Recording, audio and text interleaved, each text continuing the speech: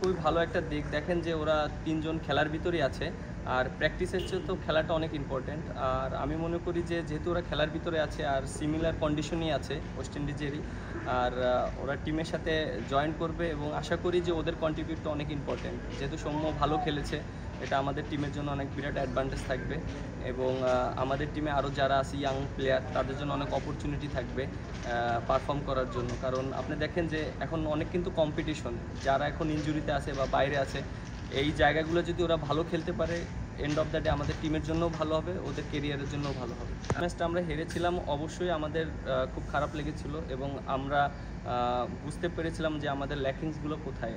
আমরা ব্যাটসম্যানরা রান করতে পারিনি। এর আগে আমি বলেছি প্রেস কনফারেন্সে ব্যাটসম্যানদের ইম্পর্টেন্সটা কত।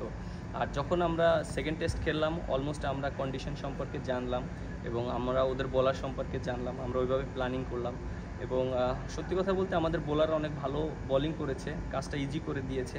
যেহেতু আমাদের ফার্স্টের দিকে আমরা রান করতে পারিনি, সেকেন্ড ইনিংসে আবার একটা জিনিস খুব ভালো পজিটিভ ছিল যে টিমের ভিতরে ক্লিয়ার মেসেজ ছিল যে আমরা কিভাবে ব্যাটিং করব এবং আমরা সবাই ডিসিশন ওইভাবেই নিয়েছি যে আমরা রানের জন্য ক্রিকেট খেলবো এবং অ্যাটাকিং মাইন্ডে ক্রিকেট খেলবো।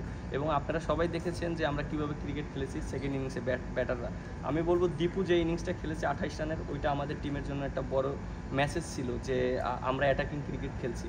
সো জাকির আলী অনেক লাস্টে যে ফিনিশিংটা দিয়েছে, এটা আমাদের টিমের জন্য অনেক বিরাট একটা সংগ্রহ করেছে। সো এই ছোটো ছোটো জিনিসগুলো আমাদের টিমকে অনেক হেল্প করেছে।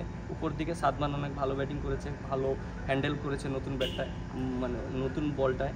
সো ব্যাটসম্যানদের স্টেপ আপ করতে হবে এবং আপনি ক্রিকেট খেলাটাই অল অ্যাবাউট রান। আপনি রান যখন করবেন, বলারদের জন্য অনেক ইজি হয়ে যাবে। সো আমাদের টিমের ভিতরে ওইটাই আমরা প্ল্যানিং করছি, আমরা ব্যাটসম্যানরা কীভাবে রান করতে পারি, বড় ইনিংস খেলতে পারি। উইকেটটা দেখেছি খুব ভালো উইকেট, সো আমরা ওইভাবে প্ল্যানিং করব, এরকম মিটিং করে কীভাবে খেললে ভালো হবে আমাদের টিমের জন্য। সো আমরা ওইটা চেষ্টা করব। আসলে দেখেন যে চেষ্টা করতে পারি, আর পারফর্ম করাটা ইম্পর্টেন্ট, আর টিমের প্রত্যেকটা প্লেয়ার ভালো খেলাটা ইম্পর্টেন্ট। এবং যে ক্যাপ্টেন হিসেবে আমার চাওয়া থাকবে প্রত্যেকটা প্লেয়ারকে সাপোর্ট করা, বুস্ট আপ করা এবং প্লেয়ারদেরকে কীভাবে পারফর্ম করানো যায় সেইভাবে টিমমেটদের সাথে কথা বলা, আর নিজেও end of the day perform করা। সো ওভারঅল আমার যে জিনিসটা থাকবে, চেষ্টা করব সবাইকে পজিটিভলি চিন্তা করানোর জন্য কীভাবে ভালো খেলা যায়। দেখেন যে আপনি যেটা বললেন যে ওয়েস্ট ইন্ডিজে এর আগে আমরা যখন সিরিজ খেলতে এসেছিলাম ওডিআই, আমরা অলমোস্ট ম্যাক্সিমাম ম্যাচে জিতেছি এবং সিরিজগুলো জিতেছি। এবং লাস্ট যখন 22 সালে এসেছিলাম তখন আমরা সিরিজ জিতেছিলাম ওডিআই, এবং 18 সালে যখন আমি এসেছিলাম এই মাঠেই আমাদের লাস্ট ম্যাচ খেলেছিলাম এবং ওই ম্যাচটা আমরা জিতেছিলাম, প্রায় 300+ রান করেছিলাম এবং আমরা সিরিজ জিতেছিলাম এই মাঠেই, কারণ আমরা একটা জিতেছিলাম, ওয়েস্ট ইন্ডিজ একটা জিতেছিল। সো ওভারঅল আমি যেটা ফিল করি, অবশ্যই আমাদের টিমের ভিতরে এটা চ্যালেঞ্জিং, কারণ অনেক প্লেয়ার নেই, অনেক প্লেয়ার ইনজুরিতে আছে। সো আর একটা জিনিস যেটা, যারা প্লেয়ার আছে তাদের জন্য একটা অপরচুনিটি। সো আশা করি যারা সুযোগ পাবে তাদের জন্য তারা যেন ভালো খেলতে পারে এবং স্মরণীয় করে রাখতে পারে। ব্যাটিং অর্ডার যেটা দেখেন, লাস্ট সিরিজে তো আমি উপরেই ব্যাটিং করেছি। আপনি দেখেন যে আমি 4 নম্বরে ব্যাটিং করছি আফগানিস্তান সিরিজে। সো এই সিরিজে উপরেই ব্যাটিং করা লাগবে।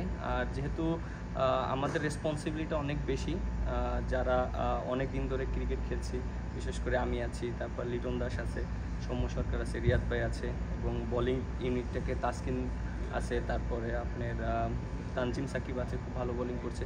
ওভারঅল আমাদের সবারই রেসপন্সিবিলিটি নিতে হবে। একটা ম্যাচ জিততে গেলে প্রত্যেকটা প্লেয়ারেরই ভালো খেলতে হয়।